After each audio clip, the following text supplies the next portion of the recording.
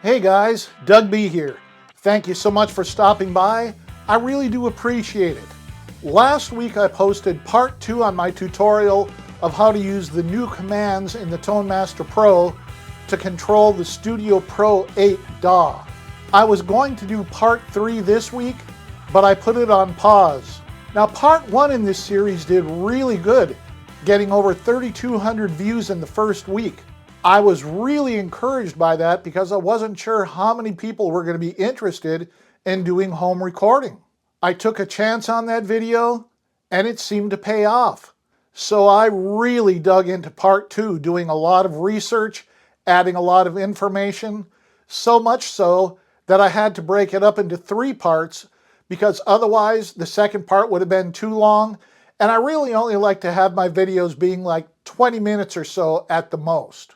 Now, you may not realize this, but it takes me anywhere from 20 to 40 hours every week to put together one of these videos. I mean, that means doing all the research, getting all the background pictures, doing the recording, editing, rendering, posting it, making a thumbnail, answering emails, the whole 9 yards.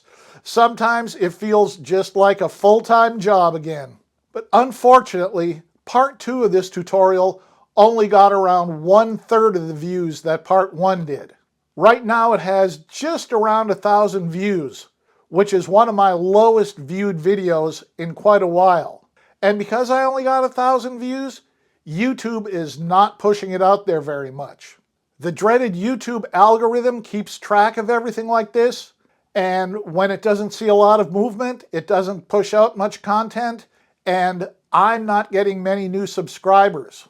So right now my channel has stalled, and for a channel my size, there's really no guarantee that it's going to grow much larger. Now when you look at channels like Phil McKnight's, he has around 500,000 subscribers, and his content gets pushed out everywhere. I don't know if you saw the video he did last week about getting a letter from a lawyer talking about suing him about a guitar he had. Now Phil didn't say anything nasty or anything like that, but his viewers got so riled up that they went out to the website and Facebook group and they left so many messages that the guy had to rescind the legal letter and issue an apology. And right now, his guitar sales have tanked. That's the kind of influence you have when you have 500,000 subscribers. Now, am I jealous? No. Phil has a really good channel and provides a lot of excellent information. But I am envious because right now I have just under 9,000 subscribers. I appreciate each and every one of you, but YouTube sees this and reacts accordingly. And I gotta tell you, that can be rough. Now, of course, there are some topics that are pretty much guaranteed to get a lot of views, like when a new firmware comes out. But in my last 2 videos, I said that if enough of you showed interest, I would do a full demo with guitar, bass, drums, keyboards, and vocals in Studio Pro 8. I got 2 responses. Now those 2 were very enthusiastic, but still, I just have to assume that you folks are not interested in that. So this means I have to try to find new content that's going to be different and exciting and that you're going to want to watch. And I also have to try to figure out what went wrong with part 1 of that Studio Pro 8 tutorial that caused so many of you to say, not going to watch part 2. And of course, I automatically point the finger at myself. Was I boring? Did the video go on too long? Did I make it look like it was too hard for you to figure this out? So if you're one of those folks who didn't watch part 2, I would really appreciate it if you'd drop me a comment and let me know why. Let me have it. I'm a big boy. I can take it. I really want to know because I want to make this channel grow and I want to make it have content that people really want to watch. Okay, moving on. There was an interesting post in the Facebook Fender ToneMaster Pro user group late last January. In case you missed it, let me read it for you. Calla Fight posted this. Hey everyone, my husband is an AI engineer and ToneMaster Pro fanatic. He built this app and asked me to share it with you all because he doesn't have Facebook. The link is below for you to copy and paste in your browser. For some reason, Facebook won't let you click the link here, so copy and paste it. And that link is www.tmpguide.com. What is it? An AI-powered reference guide and manual to help you get the most out of the Tone Master Pro. Features: AI Tone Builder. Describe the tone you're after and get a complete signal chain with suggested settings. Try prompts like warm bluesy lead tone like Stevie Ray Vaughan, modern high-gain metal rhythm with tight low end, edge style dotted eighth delay ambient sound. AI Manual Assistant. Ask questions about the Tone Master Pro and get answers based on the official documentation. How do I set up an expression pedal for wah? How do I control an external pedal with MIDI? Explain the controls on the Greenbox 10. What are some good high-gain amps? This is a passion project, completely free and independently funded. It's also a work in progress that I hope to continually improve. If you find it useful, consider helping out by providing feedback or supporting me on Buy Me a Coffee or Patreon. Thanks! You know, I've got to say, this is a pretty cool app. One of the things I learned from the opening page is that the Tone Master Pro now has 47 amps, 54 cabinets, 153 effects, and 7 microphones. That is a lot of gear. Besides listing all of the gear in the Tone Master Pro, it tells you where each piece of gear got its inspiration. It also tells you what type of gear it is, making it very easy to sort through. Click on any listed item, and you'll get more detailed information about the controls being used. It's quite a bit easier to navigate than the model guide, but the model guide does give you more detailed information. I'd say that the TMP guide and the model guide complement each other quite nicely. The Tone Master Pro guide also has 2 AI assistants. The first is the AI Tone Builder, and the second is the AI Manual. You click up here, let's go to AI Tone Builder. The AI Tone Builder is designed to help you in the preset creation process. Now, we all know that AI isn't perfect, so you have to take any information given here with a grain of salt. The Tone Master Pro guide says this: describe the tone you want and let AI build you a complete signal chain with suggested parameters. AI output is informational only. Verify settings and firmware before applying changes. Use at your own risk. I went straight for the jugular. I said that I'd like a tone similar to Jan Ackerman's early 70s tone. I've been a fan of Focus ever since I heard Hocus Pocus from their Moving Waves album back in 1971. And I was fairly familiar with Jan Ackerman's gear. Well, I don't want to say that I stumped the AI engine, but it did give me an incorrect answer. However, I should say that it does give you this caveat. The AI Tone Builder is an experimental feature. Your mileage may vary. Some generated signal paths may not be possible due to CPU limits of the Tone Master Pro. It came up with recreation of Jan Ackerman's iconic early 70s Focus tone featuring a high-gain Marshall Plexi Bark blended with the three-dimensional swirl of a Leslie 122 rotary speaker. It also provides you with a visual layout that you can use to help you make the preset you want, and I was really impressed with that. It makes it pretty easy to put together a new preset. You know, maybe at some point AI can actually create the preset for you and then port it to the Pro Control app.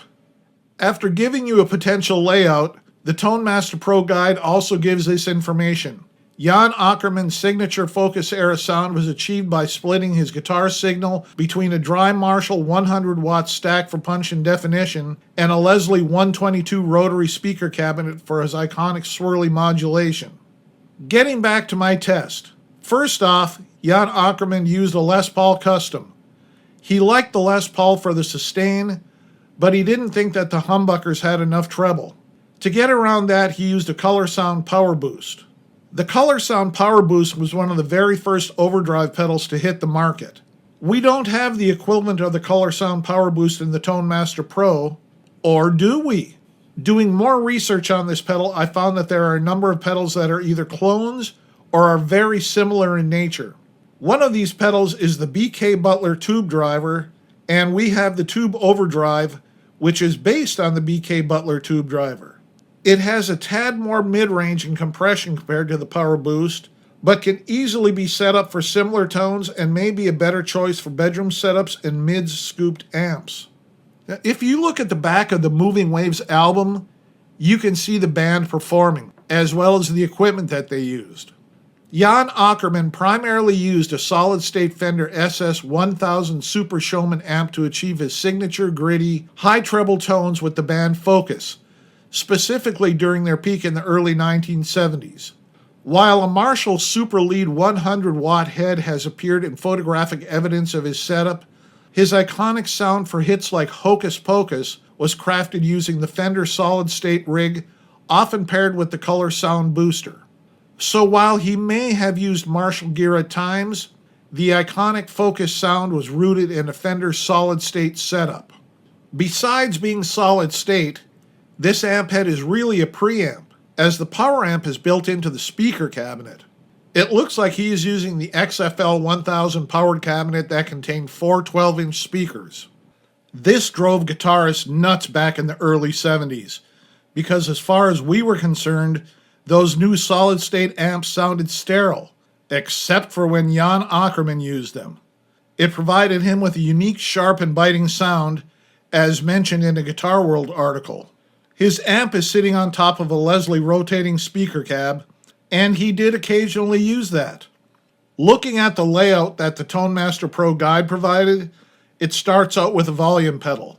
Ackerman did use a volume pedal, so it got that right.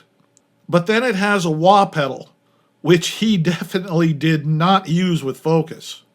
Moving on to the amp, the Tone Master Pro guide suggests using the Plexi with a 4x12 cab mic'd with the SM57.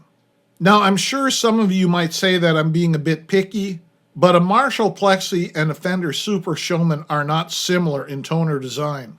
The Marshall is known for its mid-range, focused, overdriven rock sound, while the Fender is prized for its high headroom, wide-range, clean tone. But when you listen to Jan Ackerman's electric tones with Focus, it definitely sounds distorted. Was that because of the Color Sound Power Boost? Well, I guess I'd have to ask Jan Ackerman that question, and I don't have his contact information. So if we were going to create a Jan Ackerman rig, first we'd delete the wah pedal, and then we'd replace the Plexi with maybe the Fender 65 Super Reverb. I put together a preset based on the Tone Master Pro's guide's recommendations, and then I put one together based on my own research. Let's try them out.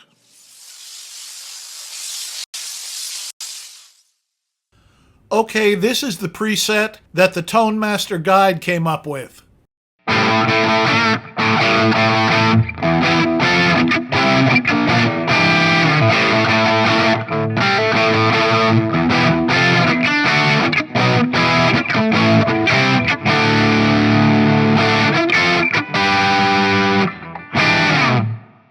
Now let me go switch it to my preset. Now here's my preset.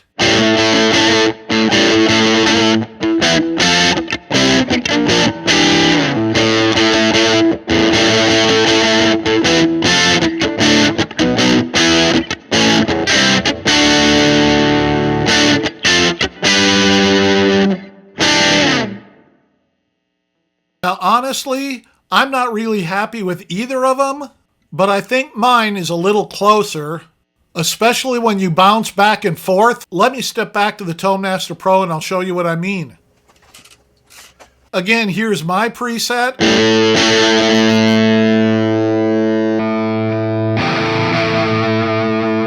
And that's the Tone Master Pro Guide's preset.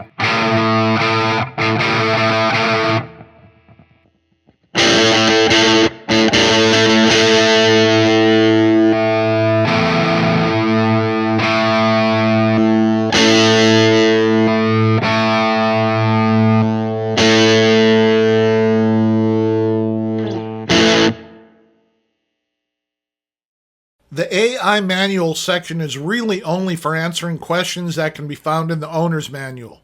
When you click on this section, it tells you, "Hello, I'm your ToneMaster Pro assistant. I can help you with understanding amp models, effects, and cabinets, signal routing and block placement, foot switch and expression pedal setup, I/O connections and configuration, preset management and MIDI control, firmware updates and system settings.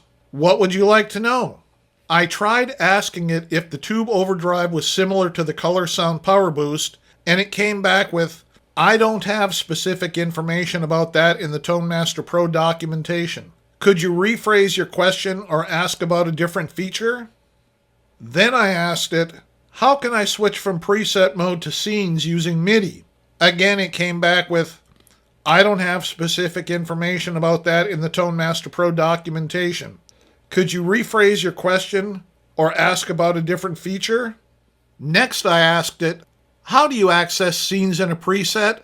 This time it came back with, "Scenes can be accessed within a preset by touching the scene selection button to the right of the preset name on the upper ribbon. When selected, a drop-down list of scenes will appear.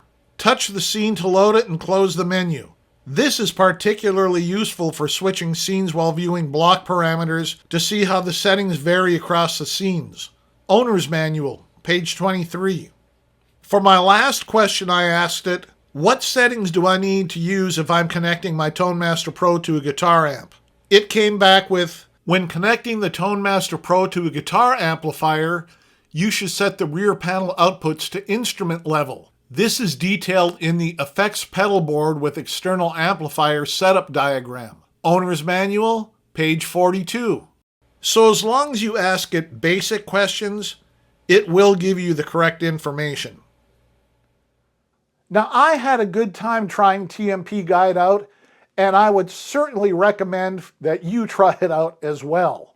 I'm hoping that they keep developing it because it has the potential for being an invaluable tool for preset creation.